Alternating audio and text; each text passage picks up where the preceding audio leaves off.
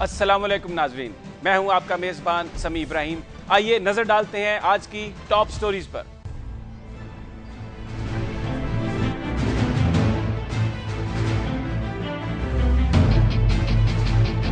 ज़िमनी इंतखाबात, पंजाब में नून लीग शहबाज शरीफ और जुल्फकार खोसा की छोड़ी हुई सीटें हार गई। पेशावर में इमरान खान को शिकस्त। मियांवाली में भी नून लीग का उम्मीदवार तहरीक इंसाफ से आगे।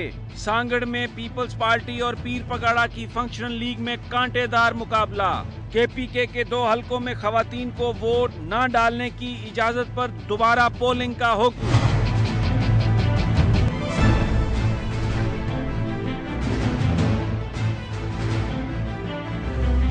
वजीर आजम नवाज शरीफ की सदारत में काबीना की डिफेंस कमेटी का अहम इजलास। नेशनल सिक्योरिटी काउंसिल को बहाल करने का फैसला। मुसल्लह अफवाज के सरबराह भी काउंसिल के मेंबर होंगे। आज पाकिस्तान की तारीख के सबसे बड़े ज़िमनी इंतखाबात हुए, जिनमें 15 कौमी असम्बली की नशिस्तें थीं और 26 सूबाई असम्बली की। तकरीबन 85 लाख वोटर्स ने अपने वोट का हक इस्तेमाल किया और फैसला दिया कि वो कौन सी पार्टी को बेहतर समझते हैं। बड़े अपसेट भी हुए। पंजाब में बड़ा अपसेट हुआ। यहाँ शहबाज शरीफ और जुल्फकार खोसा की छोड़ी हुई नशिस्तें जो डेरा गाजी खां में थी वो मुस्लिम लीग नून हार गई। वहाँ पर तहरीक इंसाफ के उम्मीदवार कामयाब हुए। एक और बड़ा अपसेट पेशावर में हुआ, जहां NA1 जो इमरान खान ने नशिस्त जीती थी, वहां पर ANP के उम्मीदवार जनाब गुलाम अहमद बिलोर कामयाब हुए। इसके अलावा पंजाब में एक और अपसेट हुआ। पंजाब में उकाड़ा में पाकिस्तान पीपल्स पार्टी ने एक नशिस्त निकाली। ये मुस्लिम लीग नून की नशिस्त थी और मियां मंजूर वट्टू के साहबजादे खुर्रम जहांगीर वट्टू वहां पर कामयाब हुए। इसके अलावा अब जो खबरें आ रही हैं, सिंध में सांगड़ में हल्का 237, 235 वहां पर सख्त मुकाबला है और जो पीर पगाड़ा की छोड़ी हुई नशिस्त है वहां पर शाजिया मरी। इतलात ये आ रही है पाकिस्तान पीपल्स पार्टी की जो रुकने असम्बली भी हैं, इस वक्त जनरल सीट से इलेक्शन लड़ रही हैं, वो कुछ हज़ार वोटों से आगे हैं। इसके साथ साथ आज ये भी पाकिस्तान से लोगों ने देखा, खबरें आई कि बहुत सारे इलाकों में खवातीन को वोट नहीं डालने दिया गया। KPK में 2 हल्के ऐसे थे कौमी असम्बली के जहां पर खबरें आई कि मकामी उलमा ने फैसला किया कि वोट नहीं डालने दिया जाएगा खवातीन को, जिस पर पेशावर हाई कोर्ट ने वहां पोलिंग दोबारा करने का हुक्म दिया। वो पोलिंग स्टेशन तकरीबन 18 पोलिंग स्टेशन बताए जा रहे हैं जो वहां पर दोबारा पोलिंग होगी। क्या हुआ तहरीक इंसाफ के साथ, क्यों तहरीक इंसाफ ने नशिस्त हारी पेशावर की, और जो मियांवाली की इमरान खान की अपनी आबाई हल्के की नशिस्त है वहाँ भी मुस्लिम लीग नून के जो उम्मीदवार हैं वो आगे हैं और लग रहा है कि वो फतह हासिल कर लेंगे। मुराद सईद हमारे साथ मौजूद हैं, तहरीक इंसाफ के नौजवान रहनुमा हैं, सवात से उनका ताल्लुक है, कौमी असम्बली के रुकन भी हैं और हम उनसे मजीद तज्जिया ज़िमनी इंतखाबात के हवाले से लेने की कोशिश करेंगे, लेकिन ये सब एक ब्रेक के बाद।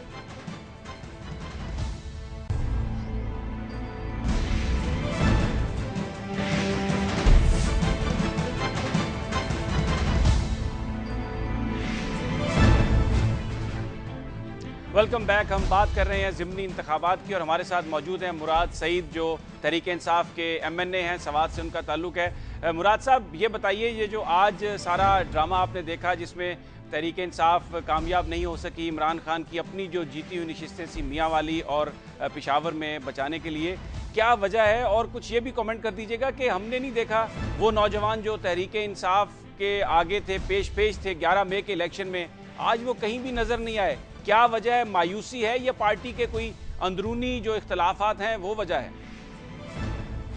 देखिए, इस तरह के आपको और पूरे मुल्क को एक बात का अंदाज़ा भी हो गया कि अगर कराची के अंदर मुकाबला होता है तो पंजाब के अंदर होता है, खैबर पख्तूनख्वा के अंदर होता है तो तहरीक इंसाफ का और किसी दूसरी जमात का होगा। तो इसका ये मतलब है कि तहरीक इंसाफ जो है वो पाकिस्तान के पूरे पाकिस्तान में फैल चुकी है और उनकी जो जड़ें हैं वो मजबूत हो चुकी है।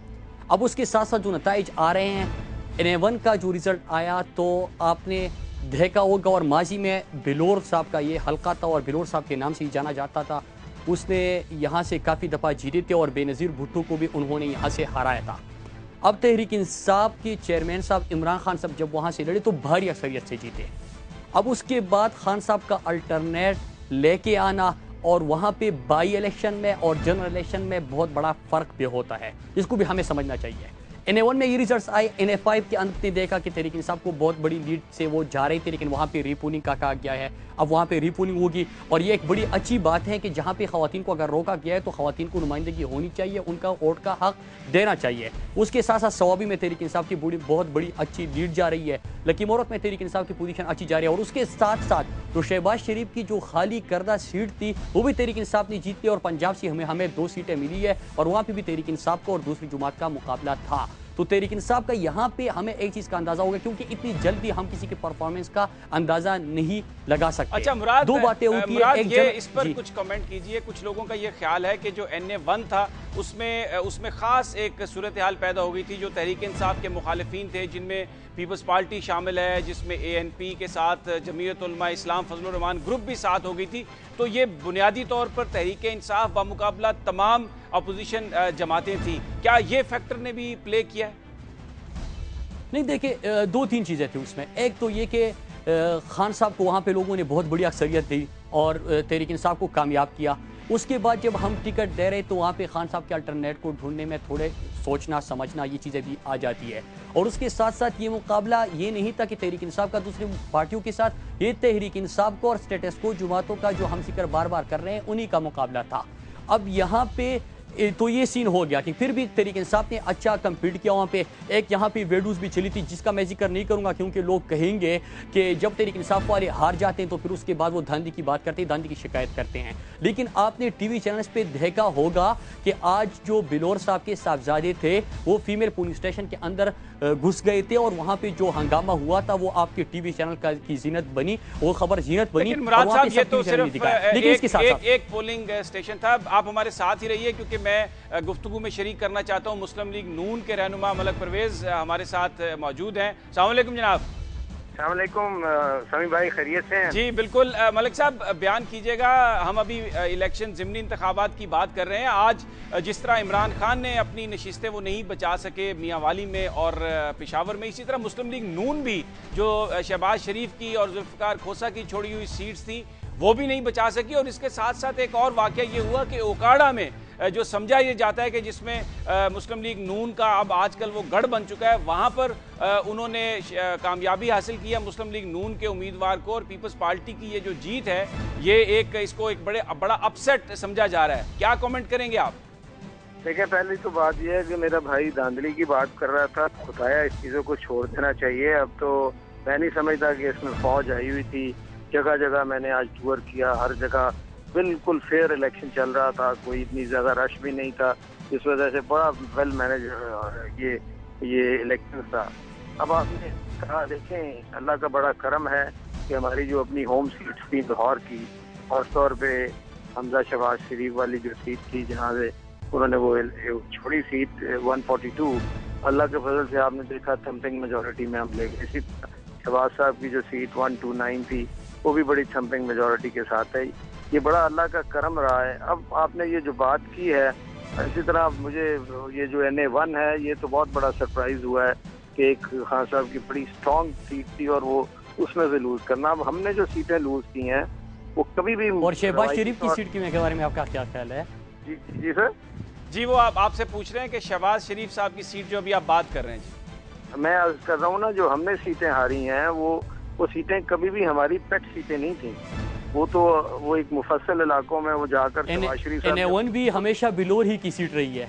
देखिए, मैंने कहा कि जब हम शहबाज शरीफ साहब वहाँ कैंडिडेट बने तो नेचुरली उनकी अपनी पर्सनालिटी से बहुत ज़बरदस्त किस्म की उनको वहाँ सपोर्ट मिली। और फिर उसके बाद ज़िमनी इंतखाब में कुछ थोड़ा सा डिफरेंट पैटर्न हो जाता है कि कुछ जब खास तौर पे जब दोबारा टिकटें ऑफर की जाती हैं, नए लोग आते हैं, उसमें कुछ तनखियाँ हो जाती हैं, कुछ कम्बिनेशन हो जाते हैं। तो मैं समझता हूँ मुस्लिम लीग नवाज ने तो बाय एंड लार्ज बहुत अच्छा अपना रीप्ले किया है और अल्लाह के फजल से ऐसी बात है। उकाड़ा में आपने ये जो बात की, उकाड़ा में भी कुछ कॉम्बिनेशन की सिचुएशन की वजह से कुछ अपसेट थोड़ा सा हो गया। पर जमहूरियत है, जमहूरियत में इलेक्शंस में लोग जीतते हैं, नए लोग आते हैं, ये तो एक तसलसल का हिस्सा है। तो मैं समझता हूँ हमारी पार्टी ने PMLN ने बड़ा इसमें गेन किया है फॉलोइंग के लिहाज से, वोटों की तादाद के लिहाज से।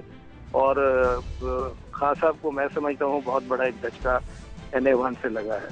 ये आप दुरुस्त कह रहे हैं, लेकिन जो वोट नंबर्स की आप बात कर रहे हैं उसमें अगर मुकाड़ा की हम बात करें मलिक साहब, तो जो 11 मई का इलेक्शन था उसमें जो खुर्रम जहांगीर वट्टू के वोट्स हैं वो तकरीबन 20-22 हज़ार थे, लेकिन अभी उन्होंने इस इलेक्शन में 41,000 वोट लिए हैं। और जो मुस्लिम लीग नून का उम्मीदवार था उनके 30,000 वोट थे, लेकिन अब वो उसमें कुछ 7-8 हज़ार वोट्स की कमी हुई है।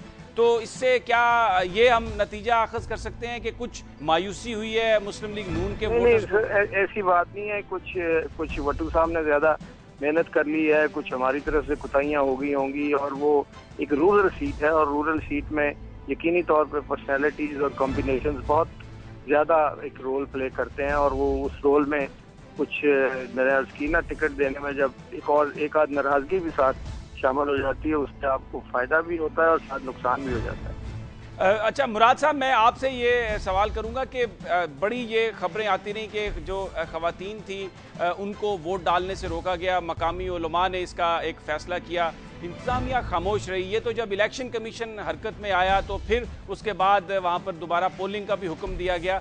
ये बयान कीजिएगा कि क्या जो हमारे मुल्क का कानून है उसकी इन्फोर्समेंट करना इंतजामिया का काम होता है, तो इंतजामिया ने किस तरह इजाज़त दी वहाँ पर मकामी उलमा को कि वो इस किस्म का फतवा भी जारी करें और फिर उस पर इम्प्लीमेंटेशन भी हो? और जो खबरें थी वो इलेक्शन से पहले पोस्टर्स बड़े बड़े लगा दिए गए थे कि यहाँ पर खवातीन वोट नहीं डाल सकती। तो ये कमज़ोर जो एडमिनिस्ट्रेशन है, ख़ासतौर पर जो रिलीजियस मिलिटेंसी है, वो तहरीक इंसाफ क्या वजह है उसके खिलाफ कोई एक्शन नहीं ले सकती? देखिए समी साहब, पहले मैं मलिक साहब की बात का जवाब दूंगा।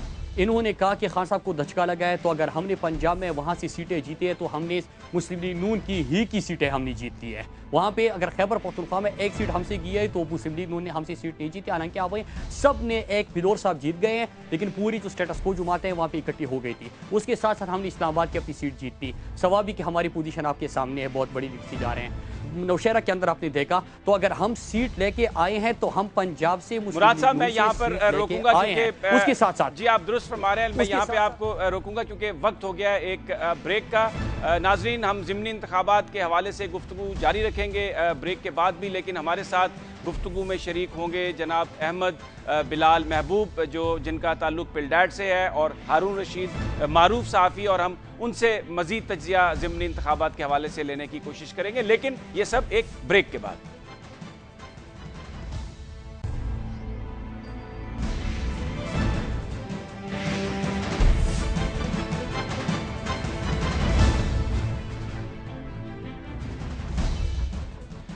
ज़िमनी इंतखाबात हों या जनरल इंतखाबात हों, आमतौर पर हम ये देखते हैं कि इलेक्शन वाले दिन बड़े लड़ाई झगड़े भी होते हैं, फायरिंग के वाक़यात होते हैं और बहुत तशद्दुद देखने में आता है। आज पाकिस्तान की तारीख का सबसे बड़ा ज़िमनी इंतखाब था।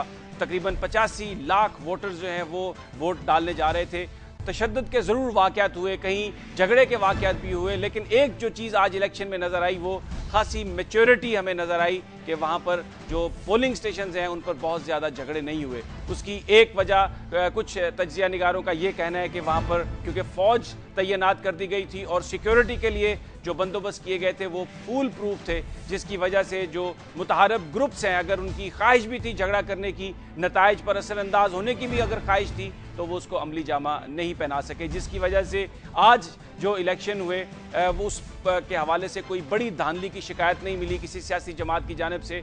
और इसके साथ साथ ये एक खासा पीसफुल प्रोसेस रहा। सिर्फ सांगड़ में फायरिंग का एक वाक़या हुआ जहाँ पर एक जो उम्मीदवार थे मुस्लिम लीग फंक्शनल के, उनके एक करीबी अजीज़ जो थे उनकी हलाकत हुई। इसके अलावा पूरे पाकिस्तान में ये जो प्रोसेस था ये बड़ा पीसफुल रहा, बड़ा पुरअमन प्रोसेस था। और दूसरी बात जो हम जिक्र कर रहे हैं ख़वातीन की जिनको वोट डालने की इजाज़त नहीं दी गई थी, उस पर बड़ा सख्त रिएक्शन हुआ और जिसके फ़ौरन बाद इलेक्शन कमीशन ने उनको वहाँ पर दोबारा पोलिंग का हुक्म दिया। ये जो सारा मामला है इसको जो थिंक टैंक्स हैं, जो तज्ज़िया निगार हैं, वो किस नज़र से देखते हैं? हम अहमद बिलाल महबूब जो पिलडैट के चेयरमैन हैं उनकी तरफ चलेंगे और उनसे इस हवाले से गुफ्तगू करेंगे। अस्सलाम वालेकुम जनाब। वालेकुम अस्सलाम समी साहब जी, आज आपने इलेक्शन का प्रोसेस देखा, कुछ कमेंट कीजिएगा, आपकी क्या राय है? कि कुछ लोगों का कहना है कि आज हमें इलेक्शन में उस तरह के तशद्दुद के वाक़यात और उस तरह की रेगुलरिटी नजर नहीं आई। कोई इसमें से खास पैटर्न नजर नहीं आ रहा आपको? बहुत से अपसेट्स भी हैं, कई जगहों पे वही लोग मुंतखब हुए हैं, तो मेरे ख्याल में बहसीत मजमूई में आपकी इस राय से मुत्तफिक हूँ कि इलेक्शंस फ्री एंड फेयर होते नज़र आए हैं, यानी जनरल इलेक्शन की निस्बत इनका मजमूई तासुर ज़्यादा बेहतर है। और ये लगता है कि इसमें देखिए उन इलाकों में जहाँ पे कोई एक सूबाई हुकूमत थी, मसलन पंजाब में, वहाँ पीपल्स पार्टी का उम्मीदवार खुरम भट्टू कामयाब होता है। फिर इस तरह खैबर पख्तूनख्वा में जहाँ PTI की हुकूमत है, वहाँ बिलौर साहब जीत जाते हैं। तो मेरे ख्याल में सूबाई हुकूमतों का भी कोई असर व नफूज आपको नज़र नहीं आता इन नताइज में। तो मेरे ख्याल में बहसीत मजमूई ये जमहूरियत के लिए बहुत अच्छी खबर है। बहुत अच्छे अंदाज में इलेक्शन हुए हैं, सिवाय 2 जगहों के बाकी हर जगह तकरीबन पीसफुल रहा है। फ़ौज की मेरे ख्याल डिप्लॉयमेंट इस दफ़ा ज़्यादा कामयाब रही है। तो मेरे ख्याल ओवरऑल ये इत्मीनान बख्श इंतखाबात करार दिए जा सकते हैं, डेमोक्रेसी इससे मजबूत होगी। अच्छा, एक बात पर कमेंट कीजिए, क्योंकि ये बात चल रही थी और इस मुस्लिम लीग नून तहरीक इंसाफ वो ये कह रही थी कि पीपल्स पार्टी ख़त्म हो गई है, लेकिन आज पंजाब में 2 नशिस्तें हासिल की हैं पीपल्स पार्टी ने। एक तो रहीम यार खां की सीट है और दूसरी उकाड़ा की। आप इसको किस नज़र से देखते हैं? क्या आपको नज़र आ रहा है कि पीपल्स पार्टी कुछ रिवाइवल की जानिब जा रही है? नहीं, मेरे ख्याल में इससे ये नतीजा निकालना शायद मुनासिब नहीं है, दुरुस्त नहीं है। क्योंकि देखिए ये जो ज़िमनी इंतखाबात होते हैं इनमें मकामी असरात बहुत ज़्यादा हावी होते हैं। ये जो कौमी इंतखाबात, आम इंतखाबात में एक कौमी सतह की लहर हावी होती है, पार्टी का एक वोट ज़्यादा डोमिनेट करता है। लेकिन ज़िमनी इंतखाबात में पार्टी का निस्बतन डोमिनेंस या असर कम हो जाता है। तो मेरे ख्याल में ये पार्टी से ज़्यादा वहाँ के मकामी असरात का ज़्यादा करिश्मा है और उम्मीदवार की शायद ज़्यादा वेटेज है। इसलिए मेरे ख्याल में पीपल्स पार्टी की रिवाइवल हो सकता है हो जाए, लेकिन इस वक्त ये टू प्रीमेच्योर है उसका कहना कि ये रिवाइवल की तरफ इशारा है। अच्छा अहमद साहब, ये बयान कीजिए, लाहौर में जो हल्का NA 129 जो शहबाज शरीफ साहब ने खाली किया था, एक बड़ी गैर मारूफ सियासी खातून थी शाजिया मुबशर, उनको टिकट दिया गया और वो बड़ी भारी अक्सरियत से वो जीती वहाँ पर। तो लाहौर में तो हमने देखा कि शायद जो वोट है वो पार्टी बेसिस पे पड़ा, लोगों ने शेर को वोट दिया और बल्ले को वोट यहाँ पर नहीं दिया। तो यहाँ पर तो पैटर्न हमें कुछ पार्टी बेसिस वोट का नज़र आ रहा है। जी देखिए, जहाँ पे तो बिल्कुल प्योर अर्बन एरियाज़ हैं और वो पार्टी के स्ट्रांग होल्ड्स हैं, उनकी एक्सेप्शन है। ये बात दुरुस्त है कि लाहौर के जिस हल्के की आपने बात की है वहाँ पे तो पार्टी का वोट डोमिनेट करता है। और ये बात बिल्कुल ये मैं नहीं कह रहा हूँ कि पार्टी का असर व नफूज़ इसमें कम बिल्कुल नहीं होता, लेकिन निस्बतन कौमी इंतखाबात की निस्बत, आम इंतखाबात की निस्बत इसके असरात ज़रा कम हो जाते हैं, ये मैं कह रहा हूँ। लेकिन आपके जिस हल्के की तरफ इशारा किया है वहाँ तो पार्टी का ज़्यादा वोट डोमिनेट करता हुआ नज़र आया है, क्योंकि उम्मीदवार की अपनी ना कोई कैंपेन थी ना उनकी कोई अपीयरेंस थी, तो वो तो पार्टी का वोट है। आपकी बात दुरुस्त है जी। हमारे साथ ही रहिए आप महबूब साहब। हम चलते हैं अब हारून रशीद साहब की जाने, बड़े मारूफ तजिया निगार हैं। हारून साहब, बयान कीजिएगा कि ये क्या हुआ, तहरीक इंसाफ के वो नौजवान कहाँ चले गए? इमरान साहब तो अपनी मियाँ वाली की नशिस्त भी नहीं बचा सके, पेशावर में भी उनको शिकस्त हुई। बस वो अपने घरों को चले गए और कहाँ जाते। वो तो देखिए जनरल इलेक्शन में ही वाज़ेह था कि कारकुन डिसअपॉइंट हो रहा है और उसे बहुत समझाया था कि कारकुन असल मता होते हैं पार्टी की, लीडर नहीं होते। लीडर आते हैं और चले जाते हैं। 2002 में भाग गए थे, 2008 में भाग गए थे, आ भी सकते हैं जा भी सकते हैं। टिकटें ठीक नहीं दी गई, वो खुद मानता है। और पोलिंग उस वक्त तो खैर और भी बहुत बड़ी गलतियाँ थी। 80% पोलिंग स्टेशनों पे पोलिंग एजेंट ही नहीं थे। कारकुन मायूस हो गया। इस दफ़ा भी टिकटें ठीक नहीं दी गई। मियाँ वाली में किस क्राइटेरिया पे टिकट दिया गया? नवाब ऑफ कालाबाग का ख़ानदान जो है वो, उसकी कोई रिस्पेक्ट वहाँ पे नहीं। उनके मजालम की एक तवील तारीख़ है। फिर आयला मलक आ गए कोई रिश्तेदार। ये क्या टिकट देने का तरीका है? और अपने रिश्तेदारों को प्रवोक किया। नाराज़ किया जा सकता है, प्रवोक नहीं किया जा सकता। पॉलिटिकल साइंस का उसूल यह है कि 20% लोगों को आप प्रवोक कर लें तो आपकी गिरफ्ती टूट जाती है, इसलिए कि वो बहुत जोश व खरोश से आपके खिलाफ काम करेंगे। तो उन्हें पार्टी को रीऑर्गेनाइज करना होगा। इलेक्शन गलत हुए हैं, उससे कारकुन मायूस हुए। अलीम खान जैसे लोग आ गए, सदाकत अब्बासी जैसे लोग आ गए, जो कोई सियासी पॉलिटिकल एनिमल ही नहीं है। बाकी चीज़ें तो आप छोड़ ही दें। अच्छा, फिर शाह महमूद जैसे आदमी को इतना बड़ा मनसब दे दिया गया। शाह महमूद को इतनी बड़ी जिम्मेदारी नहीं दी जा सकती, लोगों को ठिकाने पर रखा जाता है। तो वो बार बार धचके तहरीक इंसाफ को लग रहे हैं, लेकिन वो समझने के लिए तैयार अभी तक नहीं लग रहा है। शायद आप समझ जाए। आप शख्सियात के हवाले से ज़्यादा गुफ्तगू कर रहे हैं, लेकिन जो पॉलिसी के हवाले से, जो पाकिस्तान के अहम मसाइल के हवाले से इमरान खान साहब ने जो रवैया अपनाया, कि आप वो नहीं समझते उसने भी प्ले किया होगा? मसलन जब यहाँ पर दहशतगर्दी के हवाले से कॉन्फ्रेंस होने वाली थी तो वो लंदन चले गए, वहाँ पर जो फुटेजेस आई वो एक बहुत ही ऐसी कॉन्फ्रेंस में शरीक थे जिसकी कोई अहमियत नहीं थी। तो क्या वो जो उनका एटीट्यूड था, क्या वो नहीं प्ले आप मुझे मौका दे दे तो मैं बात मुकम्मल करता ना। अब एक एंकर पर्सन का मसला ये होता है कि वो फौरन बीच में टोकता है। शख्सियात से नहीं मैं बहस कर रहा, ये पॉलिसी का नतीजा है ऐसे लोगों का आ जाना, पॉलिसी का नक्स है। शख्सियात से क्या बहस है? कि ख़ास आदमी अहम नहीं होता, मौजू लोग मुंतखब किए जाते हैं। सिर्फ यही नहीं जो आपने पॉइंट आउट किया, उसका नुकसान पहुँचा। खैर वो बच्चों से बहुत अरसे से नहीं मिले थे, उनका एक जज्बाती मसला था। अब वहाँ से जो तस्वीरें आई उसका ख़राब तासुर हुआ, और उससे पहले उन्होंने कारोबारी तबके को नज़रअंदाज किया। आर्मी के मामले में उनका रवैया कोई फ़हम फरासत का नहीं था, टेररिज्म पे कोई फ़हम फरासत का नहीं था। इसके बाद जो चीफ़ मिनिस्टर उन्होंने मुंतखब किया, यही तो मैं कह रहा हूँ। एक आदमी के गिर्द आप समझ रहे हैं मुझे कोई शख्सियात से मसला है, मुझे शाह महमूद से क्या मसला है, किसी और से क्या मसला है? वो आप जब आपकी पॉलिसी ठीक नहीं है तो आपके गिर्द उस तरह के लोग आ जाते हैं। और पॉलिटिक्स में ठीक है अहमियत होती है लीडर की, लेकिन और बहुत सी चीज़ों की भी अहमियत। अच्छा हारून साहब, एक और बात पर आपका कमेंट चाहूँगा कि कराची में जो इलेक्शंस हुए उसमें MQM बड़ी वाज़ेह अक्सरियत से सामने आई, और जो आज का इलेक्शन था वो बिल्कुल पाक फौज तैनात थी हर जगह पर, और कोई धांधली की बड़ी शिकायत भी नहीं आई। और दूसरी तरफ हमने ये देखा पंजाब से पीपल्स पार्टी ने उकाड़ा की भी सीट निकाली, और अब जो खबरें आ रही हैं सिंध से सांगड़ में जो पीर पगाड़ा की अपनी आबाई सीट है वहाँ पर भी जो शाजिया मरी हैं पीपल्स पार्टी की रहनुमा वो आगे हैं। इसको आप किस तरह से देखते हैं?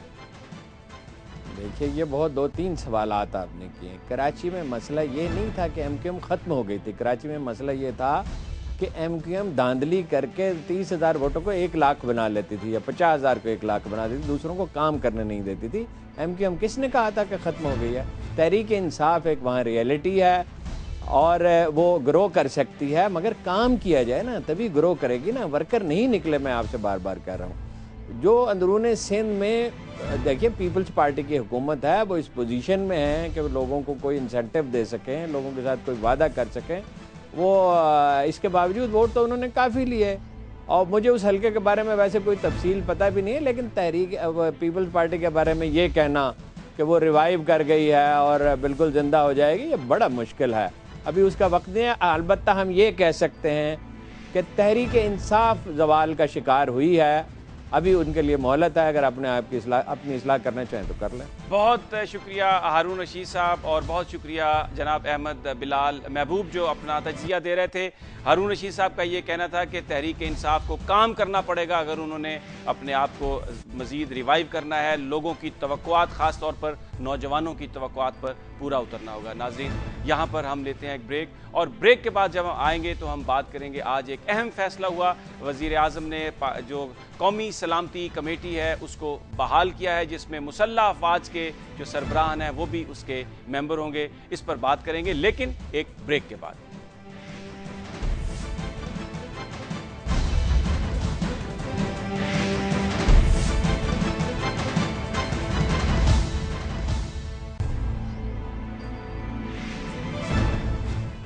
आज वज़ीर आज़म की सदारत में कौमी काबीना की डिफेंस कमेटी का इजलास हुआ, और उसके बाद ये फैसला किया गया कि कौमी सलामती कमेटी, कौमी सलामती कौंसिल जो है उसको बहाल कर दिया जाएगा। ये एक बहुत अहम मसला है, क्योंकि अब ये बताया जा रहा है कि ये जो कौंसिल होगी, सिक्योरिटी कौंसिल जो है, इसमें मुसल्लह अफवाज के सरबराहान भी इसके मेंबर होंगे। इसके साथ साथ इसमें वज़ीर इत्तलात भी होंगे, इसमें वज़ीर ख़जाना और वज़ीर दाखिला भी इसके मेंबर होंगे।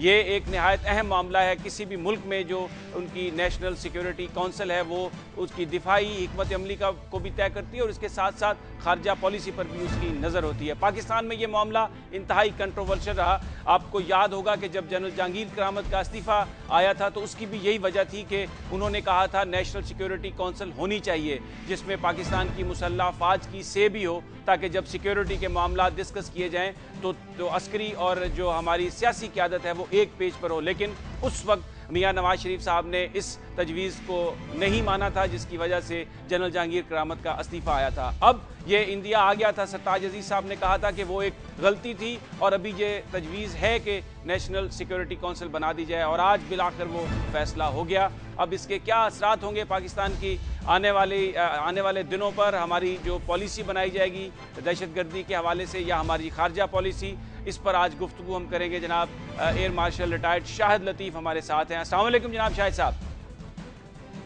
वालेकुम अस्सलाम जी। शाहिद साहब, ये एक बड़ा इंपॉर्टेंट डिसीजन हुआ है, किस तरह से आप देखते हैं? देखें, जहाँ तक नेशनल सिक्योरिटी काउंसिल का ताल्लुक है, ये कोई नया कॉन्सेप्ट नहीं है। दुनिया के तमाम तरक्की पजीर मुल्क जो हैं वहाँ पे इस तरह की ऑर्गेनाइजेशन मौजूद है, और इसी ऑर्गेनाइजेशन के ज़रिए, जैसे आपने कहा, आपकी खारजा पॉलिसी, आपकी दिफाई पॉलिसी, इन दोनों को आपस में ज्वाइन किया जाता है और एक ओवरऑल पॉलिसी बनाई जाती है आपके अंदरूनी मामलात और आपके बैरूनी मामलात के लिए।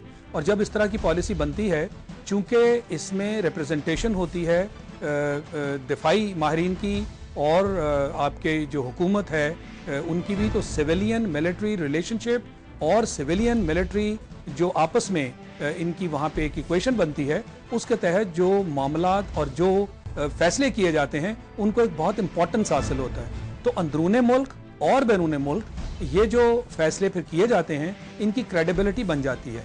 आपने देखा कि पाकिस्तान की तारीख में हमारा सबसे बड़ा मसला ही सिविल मिलिट्री रिलेशनशिप और सिविल मिलिट्री ट्रस्ट डेफिसिट का रहा है।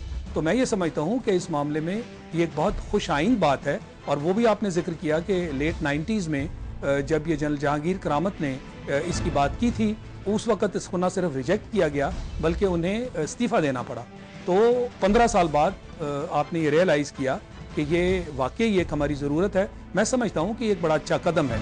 अब इसको मौसर बनाने के लिए हमें चाहिए कि फौरी तौर पे एक तरीक़ाकार भी वाज़े तौर पर सामने लाया जाए और उसकी वजाहत की जाए, जिसके अंदर मुल्क को जो दरपेश ख़तरात इस वक्त हैं और वो बड़े गंभीर हैं, उन्हें फौरी तौर पे हल करने के लिए इसका आगे लाइहा अमल क्या होगा और इसके अंदर जो बाकी और फैसले किए गए हैं उनको भी अमल दरामद उन पर करने के लिए हमें आगे कैसे चलना है। मैं समझता हूँ कि बिल्कुल किसी वक्त को ज़ाया किए बगैर हमें ये अब अनाउंसमेंट करनी चाहिए और इस ऑर्गेनाइजेशन को फौरी तौर पे बैठना चाहिए और इसको आगे जो लाया अमल है वो उसके लिए जो भी हमें स्टेप्स लेने हैं उन स्टेप्स की अनाउंसमेंट करनी चाहिए। अच्छा शाहिद साहब, ये तो आपने बिल्कुल दुरुस्त कहा कि दुनिया के बहुत सारे ममालिक में ये इसी तरह का प्रोसीजर है, इसी तरह का सेटअप है। भारत में भी ऐसे ही है, अमेरिका में भी ऐसे ही है, लेकिन पाकिस्तान के मखसूस हालात हैं। जो नाक़दीन हैं इस तजवीज़ के या इस सेटअप के, उनका ये कहना है कि अगर किसी मीटिंग में जो मुसल्लह अफ़वाज के सरबराहान भी मौजूद हो और कोई पॉलिसी डिस्कस की जा रही हो, तो ये मुमकिन नहीं होगा किसी भी सियासतदान के लिए कि वहाँ पर वो उस तजवीज़ के ख़िलाफ़ कोई बात करे या उसको रिजेक्ट करने की बात करे। और एक और बात पर आपको कमेंट चाहूँगा कि अगर हम अमेरिका की कंपोजिशन देखते हैं तो वहाँ पर जो इंटेलिजेंस के उनके लोग हैं, जैसे CIA के सरबराह हैं, वो ख़ास तौर पर बैठते हैं क्योंकि जो सिक्योरिटी के हवाले से जो भी सिचुएशन होती है उस पर वो ब्रीफ देते हैं। लेकिन हमारे यहाँ जो ये अब कमेटी बनाई गई है, इसमें इंटेलिजेंस का तो कोई आदमी शामिल नहीं है। जी, मैं आपसे इत्तफाक करता हूँ। मैंने भी जब इसकी कंपोजिशन आज अनाउंस हुई तो मैंने भी ज़ाती तौर पे महसूस किया कि ये क्यों ऐसा हुआ कि इंटेलिजेंस के जो आपके हेड हैं उनको क्यों नहीं शामिल किया गया। मैं समझता हूँ कि एक अच्छी इब्तदा है और वक्त के साथ इन्हें शायद खुद भी एहसास हो जाएगा कि वहाँ इंटेलिजेंस की ब्रीफिंग जो है वो आर्मी चीफ को नहीं बल्कि इंटेलिजेंस के हेड ही को देनी चाहिए। और जो इनपुट्स हैं वहाँ से, वो चूँकि आपकी intelligence organisation state prime minister के नीचे काम करती है, तो लिहाजा वहाँ पे आर्मी चीफ उसके सही रिप्रेजेंटेटिव नहीं है।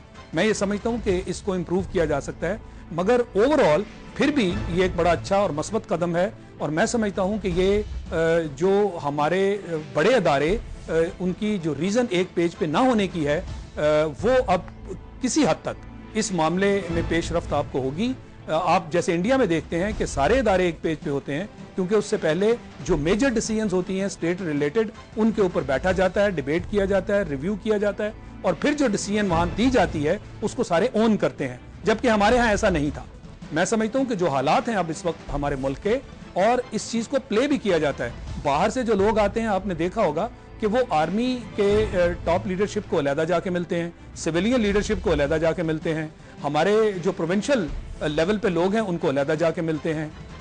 तो इसलिए अब से मैं समझता हूं कि ऐसा कदम भी हमें लेना चाहिए कि चूंकि इन सब की एक राय है, इन सब ने मिल बैठ के एक फैसला करना है, तो लिहाजा जो बाहर से आते हैं वो भी इन सब के कंबाइंड प्रेजेंस में आके मिले, जो ब्रीफिंग लेनी है या जो ब्रीफिंग देनी है इन सब की प्रेजेंस में दी जाए ताकि वो मामला भी ट्रांसपेरेंट हो। रही आपकी दूसरी बात, पूरी दुनिया में सिविल और मिलिट्री क़यादत जब वो एक दूसरे के साथ मिलके बैठते हैं तो वहां हर चीज जो है वो डिस्कस होती है।